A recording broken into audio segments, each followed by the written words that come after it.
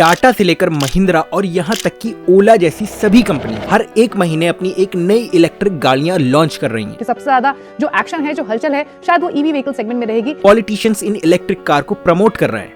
Electric में तो ऐसी क्रांति हुई है योगी जी कि जब मैं बोलता था तो लोग हंसते थे। आपका पड़ोसी एक ई स्कूटर लेने की प्लानिंग कर रहा है, मगर सवाल ये है कि आखिर इंडिया इस ईवी रेवोल्यूशन के लिए तैयार भी है? क्योंकि जिन इलेक्ट्रिक व्हीकल को इतना पोल्यूशन फ्रेंडली बोलकर प्रमोट किया जा रहा है, उसको चार्ज करने वाली बिजली तो आज भी कोयले को जलाकर ही प्रोड्यूस करी जा रही है। प्लस एक इलेक्ट्रिक कार की मैन्युफैक्चरिंग करने में एक पेट्रोल या डीजल कार से भी कहीं ज्यादा CO2 एमिशन होता है, जिसको आगे डिटेल में समझेंगे। और तो और क्यों चाइना के इस मास्टर स्ट्रोक की वजह से वो पूरी दुनिया की इलेक्ट्रिक व्हीकल मार्केट को पूरी तरह से डोमिनेट ही नहीं बल्कि डिस्टर्ब भी कर सकता है। सब कुछ डिटेल में जानने के लिए इस वीडियो को एंड तक जरूर देखिएगा। यह है एक इलेक्ट्रिक कार और ये भी है एक इलेक्ट्रिक कार।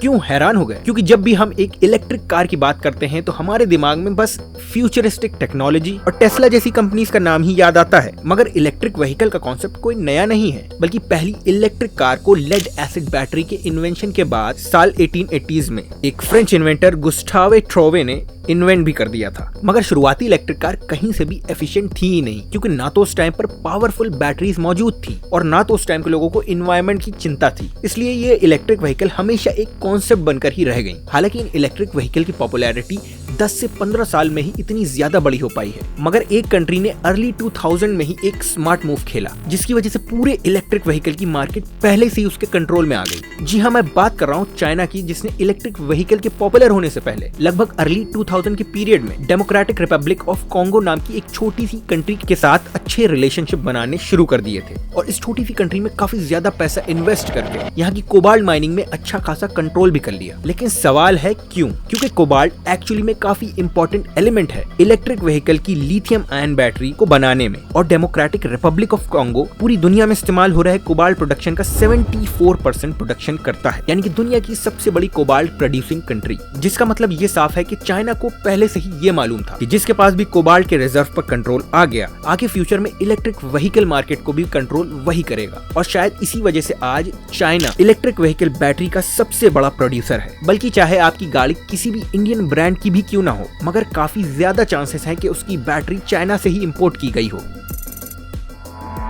जिन इलेक्ट्रिक व्हीकल को एक्चुअली में एनवायरनमेंट फ्रेंडली बोलकर मार्केट किया गया था, वो एक्चुअली में उतनी भी एनवायरनमेंट फ्रेंडली नहीं है, क्योंकि अपनी ईवीज को चार्ज करने के लिए जिन पावर ग्रिड का आप इस्तेमाल करते हो, उसकी बिजली आज भी कोल और फॉसिल फ्यूल को जलाकर ही बनाई जाती है। यानी कि ज्यादा ईवी की डिमांड की वजह से जो पावर कंजम्पशन बढ़ेगा, उसके लिए और ज्यादा कोयला जलाना पड़ेगा। यानी कि सिंपल वर्ड में कहें, और ज्यादा पोल्यूशन। इंडिया में ही आज भी 50 to 60% ऑफ पावर जनरेशन कोल से ही होता है, जिसका साफ साफ मतलब तो ये है कि इलेक्ट्रिक व्हीकल से पोल्यूशन कंट्रोल नहीं होता, बल्कि उनका एमिशन रोड से शिफ्ट होकर बस पावर जनरेशन ग्रिड तक जा रहा है। चलो एक मिनट के लिए ये मान लेते हैं कि आगे आने वाले सालों में गवर्नमेंट पावर जनरेशन को भी पूरी तरह से क्लीन एनर्जी में शिफ्ट करने में कामयाब हो जाएगी। लेकिन तब भी इलेक्ट्रिक व्हीकल पूरी तरह से एनवायरनमेंट फ्रेंडली तब भी नहीं है, क्योंकि एक इलेक्ट्रिक कार को बनाने में ही ज्यादा ग्रीन हाउस गैसेस एमिट होती हैं, इवन डीजल और पेट्रोल कार से भी कंपेयर करने पर। क्योंकि एक इलेक्ट्रिक कार को बनाने में जो रॉ मटेरियल यूज होता है, उन्हें माइन करना पड़ता है,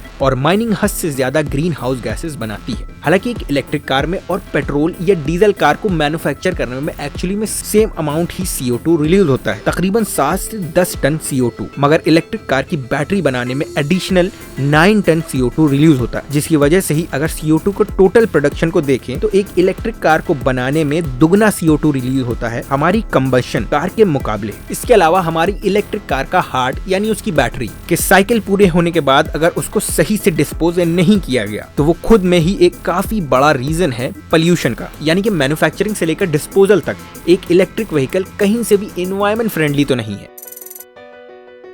इसके अलावा इंडिया का इंफ्रास्ट्रक्चर खुद भी कहीं से भी रेडी नहीं है इतनी बड़ी पॉपुलेशन की गाड़ियों को चार्ज करने के लिए। ब्यूरो ऑफ एनर्जी एफिशिएंसी के हिसाब से इंडिया के पास इस टाइम पर पूरी कंट्री में 26,000 के करीब चार्जिंग स्टेशन है। मगर हैरान करने वाली बात तो ये है, इंडिया को इतनी बड़ी पॉपुलेशन को केटर करने के लिए 39 लाख पब्लिक चार्जिंग स्टेशन की जरूरत है, जो कि हद से कहीं ज्यादा बड़ा नंबर है। और शायद इंडिया की इसी चार्जिंग स्टेशन की समस्या की वजह से 51% इलेक्ट्रिक व्हीकल ओनर जो पहले से ही एक इलेक्ट्रिक गाड़ी ओन करते हैं, वो वापस से पेट्रोल या डीजल गाड़ी पर स्विच करना चाहते हैं। हालांकि इंडिया में majority of electric vehicle owners अपनी गाड़ी को अपने घर में ही चार्ज करते हैं, लेकिन क्योंकि ये इंडिया है तो यहाँ की समस्या भी थोड़ी अलग है, क्योंकि बहुत से इंडियन कार ओनर हैं जो इंडिया की पतली और सकरी गलियों में रहते हैं। उनकी गाड़ी उनके खुद के घर तक नहीं जा सकती, तो उनके पास तो घर ले जाकर गाड़ी चार्ज करने का ऑप्शन भी नहीं है। तो उस सिचुएशन को हैंडल करने के लिए सरकार के पास क्या ऑप्शंस हैं? क्योंकि एक इलेक्ट्रिक व्हीकल को प्रमोट करना तो दूसरी चीज है, पर बिना प्लानिंग के मैंडेटरी कर देने के बाद जो प्रॉब्लम होगी उसे तो आम जनता को ही झेलना पड़ेगा।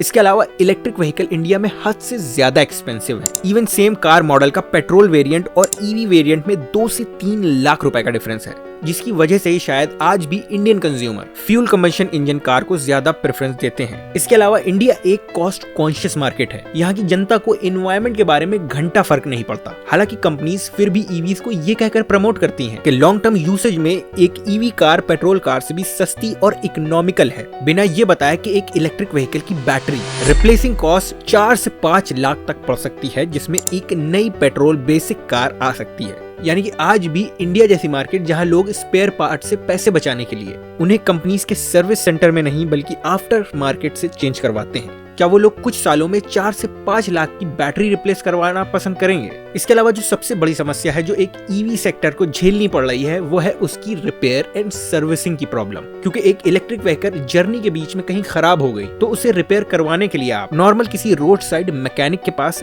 सही नहीं करवा सकते, बल्कि इनको आपको कंपनी के सर्विस सेंटर में ही जाकर ही ठीक करवाना पड़ेगा। और कंपनीज के सर्विस सेंटर की हालत तो आप ओला के ट्रेंडिंग केस से तो समझ ही सकते होंगे, जहां देश भर में खराब सर्विस की वजह से ओला के यूजर्स विरोध जताते दिख जाएंगे। ओला इलेक्ट्रिक स्कूटर के एक गाहक का वीडियो अब सोशल मीडिया पर काफी हलचल मचा रहा है, जिसमें शोरूम के बाहर एक शख्स अपने स्कूटर को हथौड़े से मारकर तोड़ रहा है। कहना है कि इसने अपना स्कूटर सर्विसिंग के लिए दिया था और जब सर्विसिंग हुई तो 90,000 रुपए का बिल इसके हवाले कर दिया गया। लेकिन इन सभी चीजों के बीच एक आम नागरिक सबसे ज्यादा परेशान है कि उसे कौन सी गाड़ी खरीदनी चाहिए, क्योंकि इलेक्ट्रिक व्हीकल की अपफ्रंट कॉस्ट भी ज्यादा है, गाड़ी की रेंज भी सर्टेन नहीं, कंज्यूमर को सर्विसिंग समस्या से जूझना पड़ रहा है और साथ ही इलेक्ट्रिक व्हीकल गाड़ी की रीसेल वैल्यू भी सर्टेन नहीं है। हालांकि इस चीज को नजरअंदाज नहीं किया जा सकता कि एक इलेक्ट्रिक व्हीकल ही हमारा फ्यूचर है, लेकिन तब तक नहीं जब तक इंडिया में इसे और भी ज्यादा अफोर्डेबल नहीं बनाया जा सकता, प्लस इसके इंफ्रास्ट्रक्चर को सुधारा नहीं जाता। और तो और ऐसा भी नहीं है कि इलेक्ट्रिक व्हीकल ही सिर्फ हमारे पास ऑप्शन है फ्यूचरिस्टिक व्हीकल के लिए, क्योंकि जो मेन एम है इलेक्ट्रिक व्हीकल का वो है नॉन रिन्यूएबल रिसोर्सेज से शिफ्ट होकर क्लीनर और